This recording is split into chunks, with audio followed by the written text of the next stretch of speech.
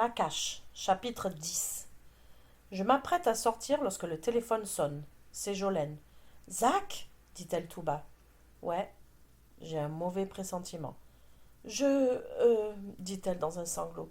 Qu'est-ce qu'il y a, Jolene? Je ne peux pas te rencontrer. Il faut vraiment que je parte d'ici.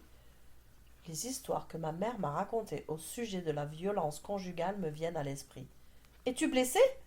Non, pas vraiment. Il faut simplement que je parte d'ici. Peux-tu passer me prendre? Elle ne veut pas dire à bicyclette. Jolène, je suis désolée, je ne sais pas quoi dire. Je sais très bien quoi dire, mais j'essaye de gagner du temps. D'accord, dit-elle en chuchotant. Oublie ça, je vais essayer quelqu'un d'autre. Bye. Je ne veux pas qu'elle raccroche. Qu'est-ce que je fais de tes CD? Oh, ouais, je te rappellerai. J'entends un bruit sourd au bout de la ligne. Faut que je parte, dit-elle d'une voix pressée. Non, attends, je viens te chercher, d'accord? Dis-moi où tu es, j'arrive. Je peux conduire. Bien sûr que je peux. L'auto est ici, ma mère n'en saura rien. Un bout de papier n'a pas d'importance dans une situation d'urgence. Tu es certain? Demande Jolene. Absolument, dis-je. Tu me sauves la vie. Je pars tout de suite. Peux-tu me prendre à la jonction de Heaven Hill Road? Passer l'école secondaire. Je sais où c'est, dis-je. Je serai là dans 5 minutes. Je ne réfléchis pas à ce que je fais. Je le fais, c'est tout. Je prends les clés et cours vers la voiture. Puis je pense au CD, retourne dans la maison en courant, les attrape et me mets en route. Heaven Hill Road. Quelle adresse parfaite pour Jolene. J'arrive en 5 minutes sans dépasser la limite de vitesse. Je stationne et regarde aux alentours. Je ne la vois pas. Par contre, je vois dans mon rétroviseur une voiture de police qui approche. Je m'enfonce dans le siège. Je n'ai rencontré que quelques-uns des collègues de ma mère, mais je ne veux prendre aucun risque. Je transpire à grosses gouttes pendant les 10 secondes que met la voiture à me dépasser. Puis je respire de nouveau. 2 secondes plus tard, un petit coup sec sur la vitre du passager me fait sursauter et je me cogne la tête au plafond. Je regarde Jolene bouche bée. Elle ouvre la portière en souriant. Surpris de me voir? Demande-t-elle. Ouais, je veux dire, non. Allô? Elle pose son sac à dos sur la banquette arrière et s'assoit à côté de moi. Elle est incroyablement sexy. Ses cheveux forment une voile dorée autour de ses épaules. Pas de tablier cette fois-ci, pour cacher la forme de son corps. Jeans serrés, t-shirt et veste ajustée. Waouh! Je sens son parfum, un mélange capiteux de fleurs et de fruits, que j'inspire profondément avant de redescendre de mon nuage. Est-ce que ça va? Dis-je. Beaucoup mieux maintenant, dit-elle en souriant. J'ai la gorge nouée et je la regarde fixement. Elle est ici, à côté de moi. C'est incroyable. Alors, dit-elle, on devrait peut-être y aller. Je me rappelle de la vision de Jolene et moi marchant vers l'inconnu. Cependant, la réalité est tout autre. Je dois la conduire là où elle veut aller et vite rapporter la voiture à la maison. Mais je garde ce détail pour moi. Je mets le moteur en marche. Où allons-nous? Pas loin, dit-elle. Ça prend environ une demi-heure. Une demi-heure? Dis-je d'une voix étranglée. Elle tourne vers moi ses grands yeux violets. Ça va aller, n'est-ce pas? Je dois me rendre dans un endroit sûr, et c'est le seul endroit auquel j'ai pu penser. Je considère un instant la ramener à la maison. Elle y serait en sécurité. Chez moi, tu serais... Non, s'écrie Jolene d'un ton affolé. Si tu ne peux pas m'emmener, laisse-moi au bord de la route. Je ferai du stop. Quoi? Non. Dis-moi où tu veux aller et on y va.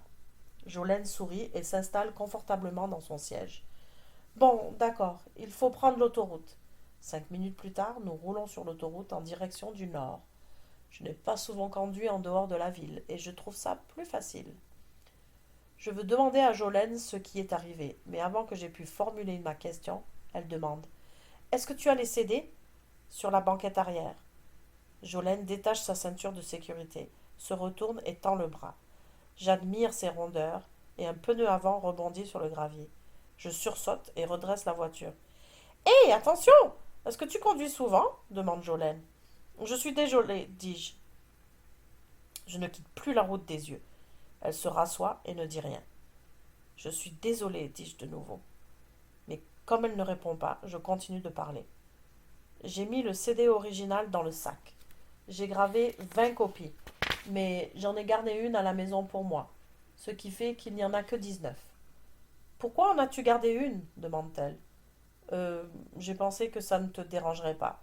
Désolé, je peux te la redonner si tu veux. Oublie ça, garde-la. De toute façon, tu l'as déjà dans ton ordinateur, n'est-ce pas? Tu as raison.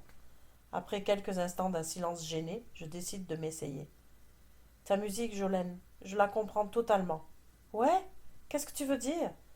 La chanson sur le voyage, dis-je, en risquant un regard de côté. Lorsque je l'ai entendue, j'ai eu envie de partir, d'explorer le monde, d'être libre, et celle de la solitude. Waouh! Qu'est-ce que tu en penses de celle-là demande-t-elle. On dirait que tu ressens les mêmes choses que moi. Je viens d'arriver ici et je ne connais personne. C'est difficile. Ah ouais dit-elle. J'imagine que ça peut être comme ça pour certaines personnes. Pas moi. Je meurs d'impatience de quitter ce trou perdu. Les voyages pour les auditions et tout ça, j'adore. Alors, est-ce que la chanson sur le voyage est ta préférée? Je n'ai pas de préférée, dit-elle. Non? J'imagine que tu les aimes toutes pour différentes raisons. Comme celle où tu parles d'avoir été ridiculisée. Les couleurs, je veux dire.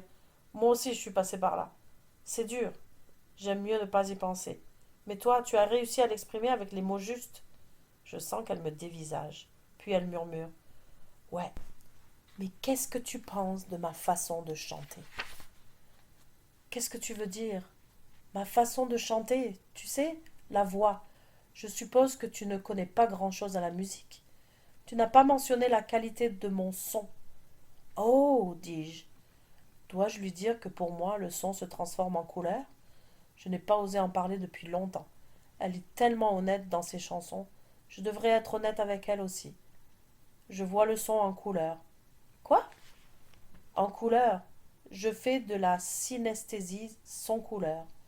La chanson sur le voyage est indigo et vert, et je vois la chanson sur le rejet en noir avec du rouge. Je retiens mon souffle et espère qu'elle peut comprendre. Bien sûr, dit-elle avec un petit rire étranglé.